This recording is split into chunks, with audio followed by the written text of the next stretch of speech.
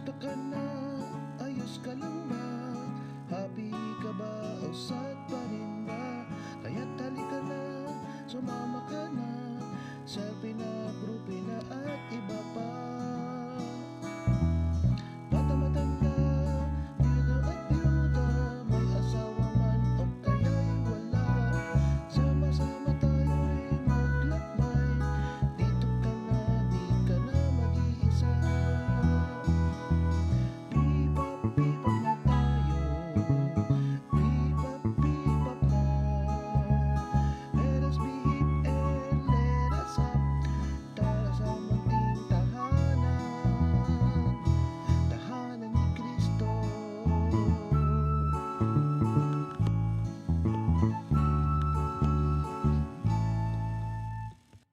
Good afternoon. Yes, good afternoon. Yes, welcome to Parish Pastoral Accompaniment Program. Or PIPA. Yes. Alam mo, pag sinabi kasing freedom, depende yan sa tono. No? Or freedom! Gusto ko ng freedom. Isa naman, freedom? Totoo ba yun? O isa naman, freedom. Di ba? So ano doon sa tatlong freedom ang gusto natin pag-usapan? It is a freedom that you are free to express what is good. Tama. Akala ko yun dapat makawala ka. Tulad nitong pintuan na to, para malayo kung maabot yan. To express and do what is good. Yan ang freedom. Yan. Sabi kasi noon pagka hindi mo kayang pigilan yung mga gawain masama, o kaya yung pag-iisip ng masama, or yung pagsalita ng nakakasakit, wala kang freedom. Okay. Yun, okay? So sino ngayon yung guest natin? Ang guest natin dyan ay si Father Jocads, doon sa ating paragraph 34 of Amoris Laetitia. Okay, let's hear it from Father Jonathan Cady. Yes. Siguro, ang nais ko biglang diin doon sa paragraph 34 is yung imbitasyon ni Pope Francis na i-appreciate natin yung kagandahan ng sakramento ng kasal. No? Appreciating the beauty of marriage. Marami ang siguro nag-aalinlangan, no? Hesitant to enter into marriage for various reasons. Siguro, yung iba, ang focus is more on the external, no, expenses, no.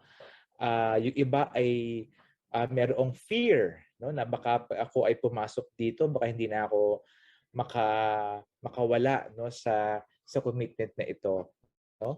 At siguro isang reminder sa atin na we need to appreciate the beauty of the sacrament of marriage. Hindi naman kailangang bonggang-bongga yung sakramento ng kasal. Pwedeng yung simple celebration. Ang mahalaga ay pabasbasan ng simbahan ang pagsasama ng mag-asawa. Yung pagpasok sa sakramento ng kasal, no, sa pag-aasawa, meron din yang mga challenges. No? Lahat naman tayo may pinapasa na krus sa buhay. No? At kapag dumating sa punto na yung mag-asawa ay humaharap sa isang pagsubok o isang hamon, ay ang imbitasyon ay they should face it together at gawin nila kung anong kaya nilang gawin to address the problem. Yun nga, no, wala naman tayong school for parenting, no, school para maging isang mabuting asawa, no. Kaya maganda yung meron tayong ongoing formation, no. Ito ay bahagi ng apostolate ng Commission on the Family and Life, no, sa bawat parokya na mag-reach out hindi lang doon sa mga ikakasal kundi even after marriage ay meron pa rin dapat tayong mga programa, no, like for example mga parenting programs, accompaniment programs, no, that will help these couples, no, especially as they go through the first years, no, of their marriage. Totoo na siguro yung iba natatakot kasi sasabihin nila parang nawawala yung kanilang kalayaan, yung freedom. No? But I think we must also realize, no, na yung desisyon na magpakasal must be free. No? Ibig sabihin, walang pagpipilit. No? Ibig sabihin ito ay nanggagaling mismo doon sa dalawang magkasintahan na nais magsama. At kapag in-express nila, ibig sabihin, handa silang harapin yung mga consequences ng buhay na kanilang pinapasok. No? Kaya mahalaga na magkasama parati yung couple, no? Especially no, in facing the challenges and problems na maaaring dumating sa kanilang buhay pag-aasawa. Isa sa mga masasabi nating magandang paturuan ng simbahan about the sacrament of marriage is that it is a vocation. No? Ito ay bokasyon, ibig sabihin tawag ng Diyos. No?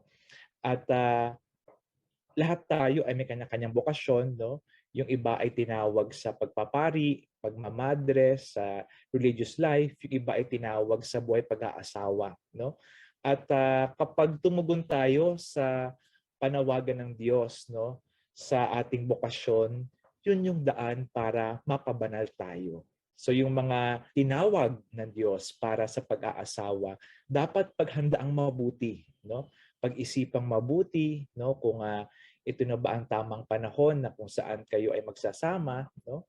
At patuloy no na humingi ng paggabay sa Diyos, no? Dahil ang Diyos naman talaga ang gabay natin parati, no? Ano mang challenge ang ating harapin sa buhay, we must never lose our connection with God, no? And do our best to respond to the vocation that God has given us. Dahil iyan ay para sa ikabubuti natin at sa ating ikababanal. So yun po. Okay, so sinabi natin freedom, kalayaan, malaya, at pagka kasi naramdaman mo yung malaya ka, may peace ka eh, di ba? Tapos yung pananaw mo parang masaya ka. So sabi nga ni Lord, di ba? No, yung the truth shall set you free. Wow. Di ba? Kaya talagang kailangan natin ng freedom. Yun ang topic natin. Freedom. May question mark. Dahil yung iba, kaya pala nagkakaroon ng problema doon sa kanilang pananaw kung ano yung freedom, lalo na sa kanilang buhay mag-asawa. Diba? So, bago sila siguro nag-asawa, meron silang freedom to do or to decide by his own. Wala siya masyadong kinukonsulta. Pero na mag-asawa na siya, kailangan na niyang i-consider yung mind ng kanyang partner, ng kanyang mga anak. Dami na, parang sinasabi, wala na yata akong freedom. Yan, correct. Kaya nga pag alam mo kung ano talaga no ang sinasabi ni Lord sa buhay mag-asawa, and that is the truth, freedom shall set you free. Yun ang ibig ko sabihin. Ngayon, pagka malawak ang pananaw mo sa freedom, ma-embrace mo yun. No? Yung kinakatakutan natin na baka mawalan ako ng freedom. Diba? Kasi hindi mo alam kung ano yung katotohanan eh. Na magandang ibinigay ni God sa atin ang family. Ito lang, pagka nagbibigay tayo ng marriage preparation seminar, ikakasal pa lang, tinatanong natin, talaga bang handa ka na? Kasi ang isa sa elements na ating pinapaalala sa kanila ay yung tinatawag na selfless. Yan. Yung freedom is something to do with selflessness. Ibig sabihin, pagka nag-asawa ka na, kailangan mo nang i-consider yung partner mo. So, ibig sabihin, nagiging inconvenient sa'yo because you have to think about the good of your spouse, the good of the family, and minsan nagiging tayo ron, hindi tayo komportable. Hindi lang kasi sanay. But before you get married, kaya yan, pinapaalala natin, you have to be selfless. That means, offer something na inconvenience sa'yo para sa kabutihan ng asawa at ng pamilya. Correct. Siguro kasi, kaya din na mahirap. Kasi nadaanan natin yan eh. Dalaga pa tayo, binata ka, mag-isa ka, nakaka-decide ka sa sarili mo, tapos biglang mag-aasawa ka, kailangan ng dalawa yung desisyon. No? Tapos lalo-lalo na kung yung napangasawa mo, magkaiba kayo ng pananaw, parehong tama, magkaiba kayo ng pananaw. So, kaya nahihirapan sila. Kaya natatakot sila na pag nag-asawa sila, baka mawalan ako ng freedom. Isa yon. Pangalawa, nung binata ka, nung dalaga ka, syempre walang anak, no? Kahit saan ka pumunta, pwede. Kahit magliwalayo ka sa buong mundo, pwede, di ba? Wala ka nang aalalahan na dala-dala. Mag-iisip ka na naman, pag nag-asawa ka, manganak ka, o yung iba naman may aso. So bibit-bitin mo, no? Dadalhin mo. Handa ba ako doon sa gano'n na mawawala yung freedom ko to go out, no? On my own, na dati sanay na sanay ako. Kaya naiintindihan din naman natin kung bakit din mahirap. Kaya nga, naipapasok natin dito yung accompaniment program. Kasi hindi bigla-bigla na pwede mong makayanan yan. Kaya nga sabi ni Pope Francis na kinreate niya yung Amoris Laetitia for the family. Kinreate niya yung synodality para magkaisa tayo, magsama-sama tayo kasi we cannot stand alone.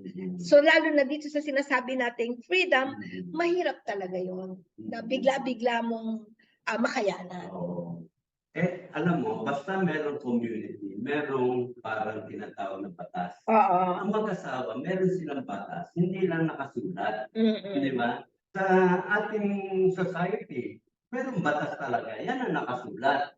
And pwersado ka na sumunod dun sa batas kasi yun ang mabuti para sa mga sinasakupan niya. Ganon din sa mag-asawa, pero hindi nakasulat. No?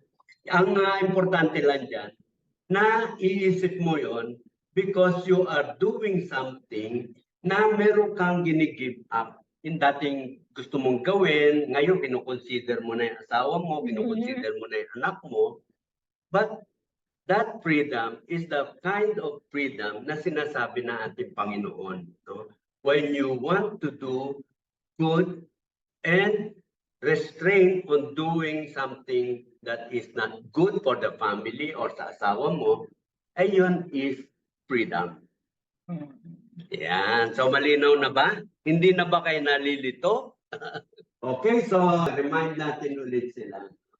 We want you to visit the Kapihan. Linggo-linggo po ay nandyan kami. And this is especially doon sa mga meron dala-dalang mabibigaan sakaling mabawasan yung inyong dalahin. Bakit sa kapihan? Kasi ang kapihan, alam natin, di ba, pag umaga, kapi-kapi tayo, nagkukwentuhan. So, di ba, pag may nakakakwentuhan ka, habang nagkakapi ka, nakakatulong yun sa iyo, di ba? Parang, anong tawag na, therapy din yun. Yes, so try nyo lang. Try Yes. There is so much more that we can. Lahat po nandoon. Yes. Lahat ng klaseng kape. Ano oras ba yan? 9 o'clock. Every Sunday. Every Sunday. Okay. O paano? Alam na tayo? Do we have freedom? Are we confused? Hindi na kayo nalilito, no? Kung free ba kayo o hindi. Yeah. So, pagka naramdaman ninyo na free kayo, anong pakiramdam? Masaya kayo. Yan yung sinasabi ni God. Ang pamilya, pag nalaman mo ang totoong meaning ng pamilya, it will set you free. Yeah. Okay. And you accept na kailangan maging selfless when you are in a community. Sa pamilya man o sa society. Correct. So we'll see you next week. Bye! Bye-bye!